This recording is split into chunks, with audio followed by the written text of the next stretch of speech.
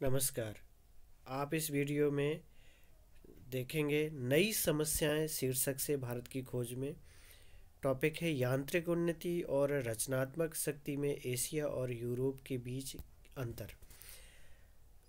आपने अभी पिछले वीडियो में देखा कि किस तरह से अकबर ने अपने समकालीन शासकों की अपेक्षा जो हिंदुस्तान को एक स्थायित्व दिया, एक नए राष्ट्रवाद का स्वरूप उभर करके आया, राष्ट्रीय एकता की स्थापना में मदद की उसने, और उसने केंद्रीकृत सत्ता को मजबूत किया।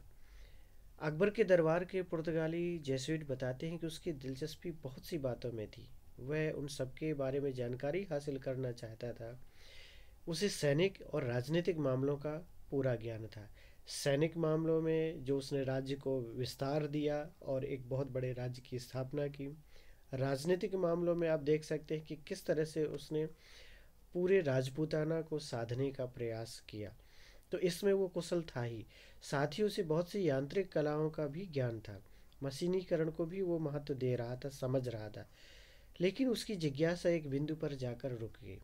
यह नेहरू जी का मानना है कि यदि अकबर ने इस तरफ ध्यान दिया होता और पता लगाया होता कि इस दौर में संसार के अन्य हिस्सों में क्या हो रहा है, क्या प्रगति हो रही है, किस तरह से बदलाव हो रहा है, तो उसने सामाजिक परिवर्तन की बुनियाद रख दी होती। यानी नेहरू जी से हम के दृष्टिकोण को समझने के लिए हम कह सकते हैं कि नेहरू जी अकबर से और अधिक उम्मीद कर रहे हैं जितना कि अकबर ने किया। ये आप इसमें दृश्य देख रहे हैं लाल किले का, बहुत ही सुंदर दृश्य है। लेकिन अकबर के सामने बड़ी समस्या यह थी कि वह इस्लाम के साथ साथ राष्ट्रीय धर्म और लोगों के रीति रिवाजों का मेल करा के राष्ट्रीय एकता कैसे कैसे कायम करे। आपको ये समझना पड़ेगा कि जो अकबर से यानी मुगलों से पहले, हम कह रहे हैं मुगलों से पहले जो हिंदुस्तान में आक्रमणकारी आए और इस्लाम को लेकर आगे बढ़े, उन्होंने जिस तरह से क्रूरता की यहाँ के निवासियों के प्रति, जिसके कारण से इस्लाम के प्रति एक नफ़रत का भाव जन्म ले चुका था, जिसे कम करने का काम अकबर ने किया और वो इस चीज़ को समझ रहा था। इसलिए उसने जो यहाँ के रीति रिवाज, यहाँ से जो मेल जोल है, उसको स्थापित करने का प्रयास किया और राष्ट्रीय एकता के सूत्र को लेकर के आगे बढ़ा। और शायद हो सकता है इस पर अधिक ध्यान देने की वजह से वो जो यांत्रिक बदलाव हो रहा था यूरोप में, उसको नहीं समझ सका, उसकी आहट को शायद अधिक महसूस नहीं कर पाया। इस तरह भारत की सामाजिक स्थिति में अकबर भी कोई बुनियादी अंतर पैदा नहीं कर सका और उसके बाद भारत ने फिर अपना गतिहीन और अपरिवर्तनशील जीवन अपना लिया। अकबर ने जो इमारत खड़ी की थी, अपरिवर्तनशील और गतिहीन जीवन का मतलब है कि जो हमारा भारतीय समाज है फिर धरने पर चल निकला। और यही अनदेखी, यही सरलता, यही सहजता ने हमें यूरोप का, जो यूरोप से जो एक आहट आ रही थी, उसको, उससे हम दूर रहे, नावाकिफ रहे और आने वाले वर्षों में यूरोप का उपनिवेश बनने के लिए हम विवश हो गए।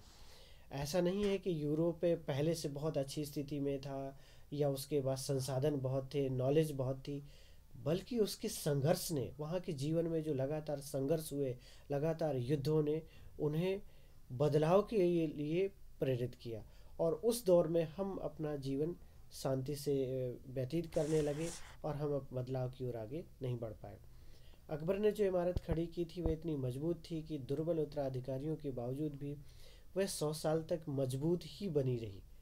उसके बाद वह नींव हिलने लगी, यानी औरंगजेब वो आखिरी शासक था, उसके बाद मुग़ल सत्ता बिखरने लगी।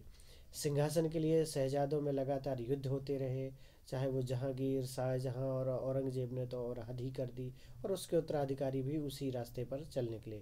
और जिसका असर ये हुआ कि केंद्रीय जो सत्ता थी वो कमज़ोर पड़ गई।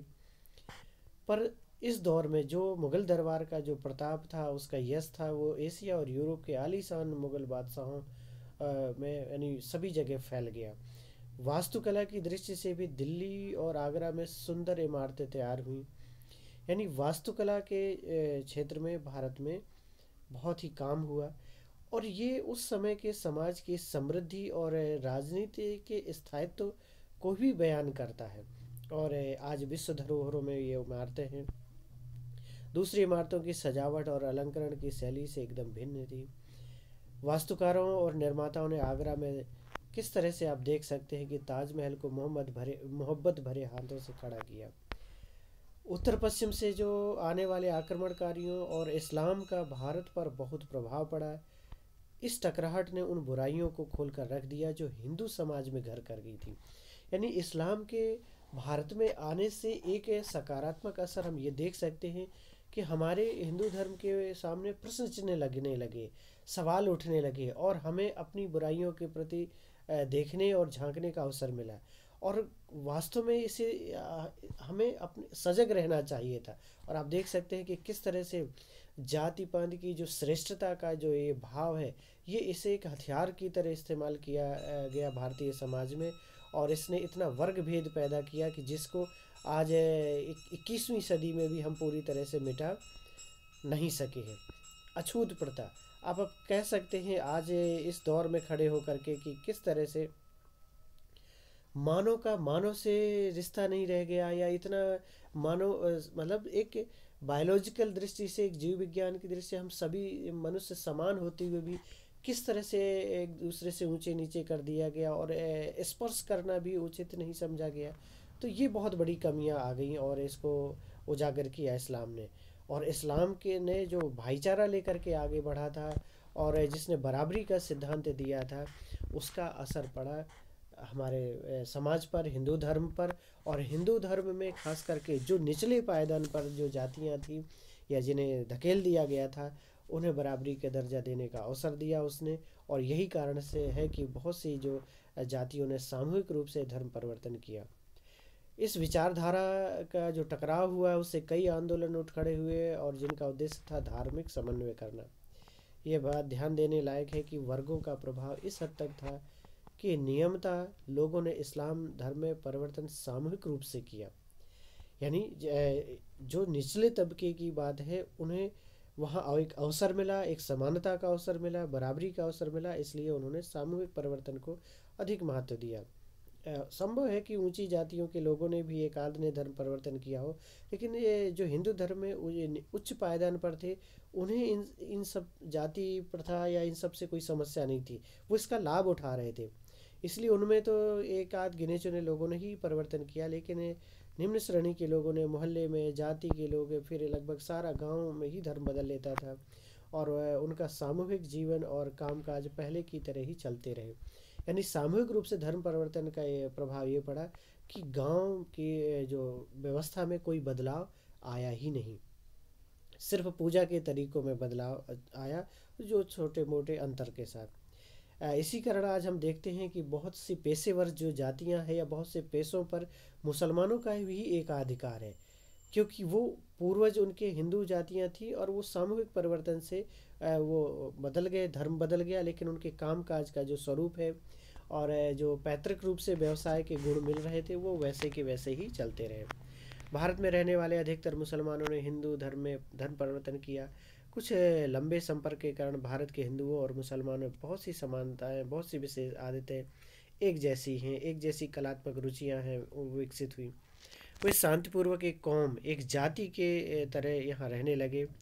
एक दूसरे के त्योहारों और जलसों यानी उत्सवों में वो शामिल होने लगे, एक ही भाषा बोलने लगे तथा बहुत कुछ एक तरह से रहते थे और एकदम एक जैसी आर्थिक समस्याओं का सामना उन सबको करना पड़ रहा था। यानी कि कालांतर में भले ही वो हिंदू हो या मुस्लिम हो, उन सबके सामने चुनौतियां एक जैसी थी।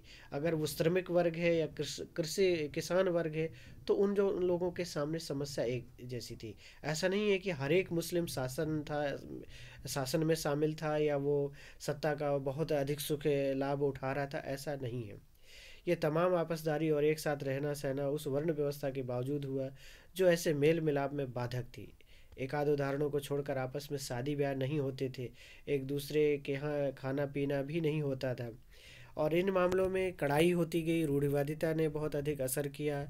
औरतों को जो पर्दा में रखने की परंपरा आई, वो आपने देखा था कि भले ही उच्च वर्ग में ये इसकी शुरुआत हुई थी, धीरे धीरे वो मध्य वर्ग में भी ये आ गई, लेकिन इसने नुकसान पहुंचाया क्योंकि उनके सामाजिक जीवन के विकास में एक रुकावट आ गई और महिलाओं के जो अधिकार हैं वो सिमटते चले गए।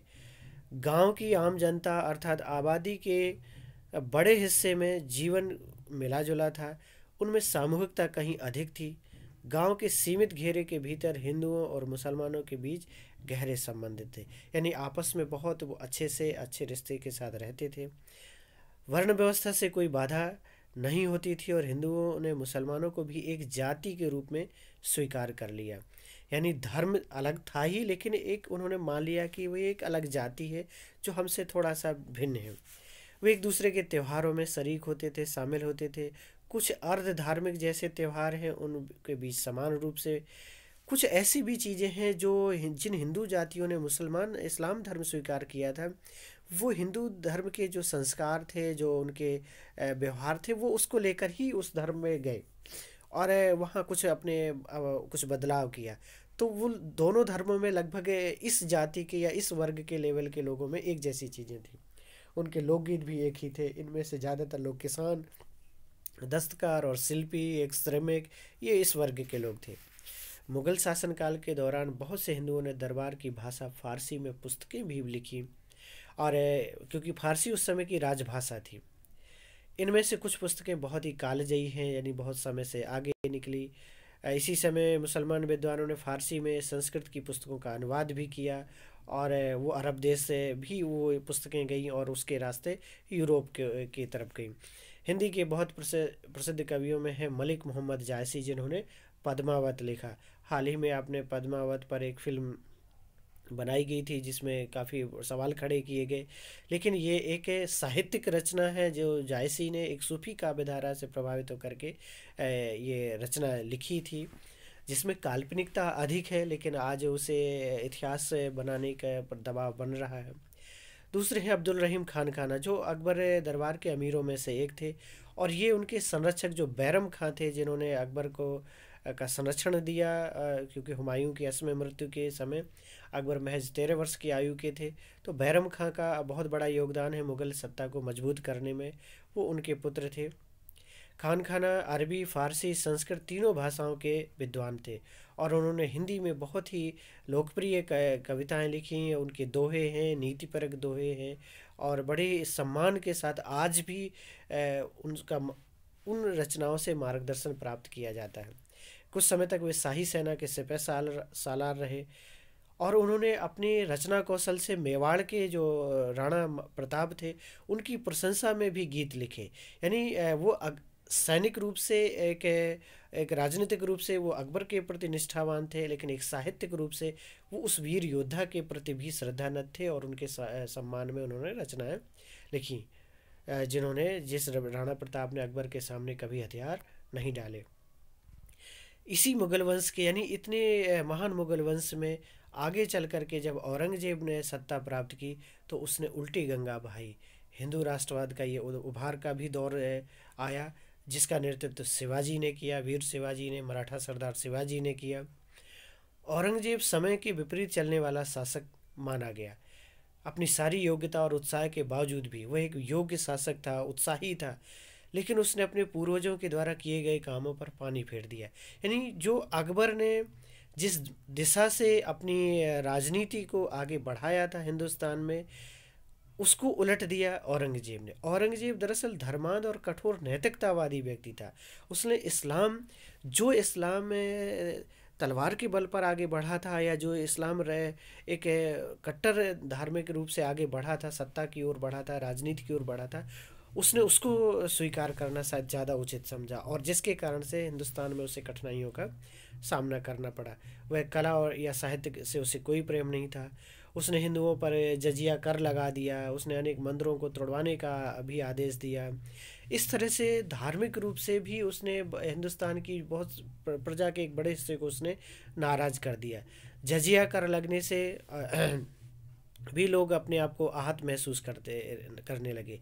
वैसे वो एक गैर मुसलमानों के द्वारा लिए जाने वाला सैनिक कर था, लेकिन चूंकि मुस्लिम अधिकतर तो सैनिक सेवा में थे ही, जो हिंदू प्रजा नहीं थी उन पर ये पुनः टैक्स लगा दिया गया। और हिंदू समुदाय के लोगों ने इसे अपनी धार्मिक भावना को ठेस पहुंचने का कारण माना। उसने उन अभिमानी राजपूतों को भी नाराज कर दिया जो मुगल साम्राज्य का आधार थे, स्तंभ थे, या मुगल साम्राज्य के विस्तार में और उसकी उन्नति में बराबर का योगदान दे रहे थे। वो उन्होंने उनको भी नाराज किया। उत्तर में सिख उठ खड़े हुए। सिखों को भी, जो एक सैनिक बिरादरी के रूप में संगठित हुए थे एक नए धर्म के रूप में, उनको भी उसने नाराज किया और सिखों के गुरु को का कत्ल करवा दिया, शहीद करवा दिया। तो इस तरह से उस वर्ग को भी उसने नाराज किया। और जो उसकी दक्षिण की नीति थी वो भी काफ़ी दमनकारी नीति थी और वो सफल नहीं हो सकी। भारत के पश्चिमी समुद्र तट पर उसने प्राचीन राष्ट्रकूटों के वंशज लड़ाकू मराठों को भी क्रुद्ध कर दिया है। यानी मराठों, दक्षिण की नीति ने मराठों को अधिक आक्रोश में ला दिया, क्योंकि मराठे उससे बुरी तरह प्रभावित हुए। और लगातार हो रहे युद्ध में भले ही औरंगजेब के रहते मराठे सफल नहीं हो पाए, लेकिन औरंगजेब के सत्ता से हटते ही, यानी उनके मरने के बाद, मुगल राजवंश के लिए मराठे भयानक सिद्ध हुए। मुगल साम्राज्य के दूर दूर तक फैले क्षेत्रों में एक उत्तेजना फैल गई और पुनर्जागरणवादी विचार पनपने लगा, जिसमें एक राष्ट्रवाद का उदय हुआ। और शिवाजी ने उन्होंने नेतृत्व किया, मराठा सरदार शिवाजी ने नेतृत्व किया और उन्होंने देश को एक नई आज़ादी, नई उमंग और नए ढंग से संगठित करने का प्रयास किया। वह आधुनिक युग जैसा धर्मनिरपेक्ष ढंग का राष्ट्रवाद तो नहीं था, लेकिन उस राष्ट्रवाद की भी व्याप्ति पूरे देश में फैलने लगी थी। धर्म और राष्ट्रीयता के मेल ने दोनों ही तत्वों में शक्ति और संबद्धता हासिल की, लेकिन उसकी कमजोरी भी इसी मेल से पैदा हुई थी। यह केवल खास किस्म की और आंशिक राष्ट्रीयता थी, जिसमें धर्म के क्षेत्र में से बाहर पड़ने वाले तमाम भारतीय तत्वों का समावेश नहीं था। हिंदू राष्ट्रवाद उस व्यापक राष्ट्रीयतावाद के मार्ग में बाधक था, जो धर्म और जाति के भेदभाव से ऊपर उठ जाती है। यहाँ हिंदू राष्ट्रवाद के उभार से थोड़ा सा समस्या ये उभर कर आई कि जो मुगल समुदाय के लोग, या जो हिंदू धर्म में, जिन्होंने इस्लाम में स्वीकार कर लिया है, तो जो पूरी तरह से भारतीय हो चुके थे, उनके हाशिए पर जाने का खतरा था। और आप देख सकते हैं कि आज आज़ादी के बाद भी, इतने वर्षों बाद, जब हम नए हिंदू राष्ट्र की बात करते हैं तो कहीं ना कहीं हमारे समाज में ही इसके विरोध में स्वर उठ खड़े होते हैं, क्योंकि हम एक समन्वित राष्ट्र की बात कर रहे हैं जिसमें सभी धर्मों का समावेश हो। क्योंकि अलग अलग धर्म के मानने वाले भी, अगर हम उनकी जड़ों पर जाएं तो वो विशुद्ध रूप से भारतीय ही हैं। तो ये सवाल आज भी यहीं कहीं न कहीं उभर करके आता है।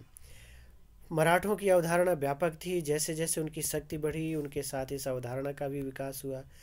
सन 1784 में वारेन हेस्टिंग्स ने, ब्रिटिश गवर्नर जनरल ने, लिखा है कि हिंदुस्तान और दक्षिण के तमाम लोगों में केवल मराठों के मन में राष्ट्र प्रेम की भावना है, पूरे राष्ट्र में एकता स्थापित करने की, जिसकी गहरी छाप राष्ट्र के हर व्यक्ति के मन में है। मराठे अपनी राजनीतिक और सैनिक व्यवस्था और आदतों में उदार थे और उनके भीतर लोकतांत्रिक भावना थी, यानी उसमें सभी धर्म के, सभी समुदाय के लोगों को अपनी योग्यता के अनुसार अवसर प्राप्त होता था। शिवाजी औरंगजेब से लड़ा जरूर, यानी मुगलों से वो संघर्ष करता रहा, लेकिन उसके राज दरबार में, उसके दरबार में, उसके सेना में मुसलमानों को भी अवसर प्राप्त थे और उनको खुलकर नौकरियां दी। मुगल साम्राज्य के खंडित होने का महत्वपूर्ण कारण था आर्थिक ढांचे का चरमरा जाना, लगातार हो रहे विद्रोह, किसानों के विद्रोह, श्रमिकों के विद्रोह, और दक्षिण की जो उनकी एक व्यय साध्य नीति थी, उसके कारण से भी हिंदुस्तान के जो दिल्ली की सत्ता थी, उसके खजाने पर बहुत अधिक बोझ पड़ा और उसका आर्थिक ढांचा चरमरा गया। 1669 के बाद जाट किसान, जो दिल्ली की जो राजधानी थी देश की, उससे बहुत दूर नहीं थे और बार बार दिल्ली के खिलाफ उठ खड़े होते थे। गरीब लोगों का एक अन्य विद्रोह था जो सतनामियों का विद्रोह था। तो ये कि इन विद्रोहों को दबाने में जो सैन्य खर्च लगता था, जो परेशानियां होती थी, जो आर्थिक रूप से जो नुकसान उठाना पड़ता था, इससे भी बड़ी समस्याएं उभर करके आई। उस समय जब साम्राज्य में फूट और बगावत फैली हुई थी, पश्चिमी भारत में नई मराठा शक्ति विकास कर रही थी। यानी जिस तरह से मुगल सत्ता कमज़ोर होती चली गई और मराठों की शक्ति मजबूत होती चली गई, इसी दौर में शिवाजी, जिनका जन्म 1627 ईस्वी में हुआ था। पहाड़ी इलाकों के सख्त जान लोगों के आदर्श छापामार नेता थे। उन्होंने छापामार युद्ध नीति अपनाते हुए अपने राष्ट्रवाद की मुहिम को आगे बढ़ाया। उनके घुड़सवार दूर दूर तक छापे मारते और लूट करते। सूरत, जहां अंग्रेजों ने अपनी कोठियां बना ली थी, उनको भी लूटा। मुगल साम्राज्य में के दूर दूर तक के हिस्सों से उन्होंने चौथ कर और सरदेशमुखी कर वसूल किया। उन्होंने मराठों को एक शक्तिशाली संगठित फौजी दल के रूप में तैयार किया। उनमें राष्ट्रीयतावादी पृष्ठभूमि प्रदान की और दुर्जेय शक्ति का भी रूप दिया, एक योद्धा का रूप दिया। 1680 में इस महान सेनानी की मृत्यु हो जाती है, लेकिन मराठा शक्ति तब तक बढ़ती गई जब तक कि भारत पर उसका प्रभुत्व स्थापित नहीं हो गया। लेकिन आगे चल कर के अगर नेहरू के नज़रिए से हम देखेंगे तो आप जानेंगे कि मराठों ने मुगल सत्ता को कमज़ोर कर दिया, लेकिन वो यूरोपीय ताकतों या अन्य जो भारत पर होने वाले आक्रमणों से देश को बचा नहीं सके।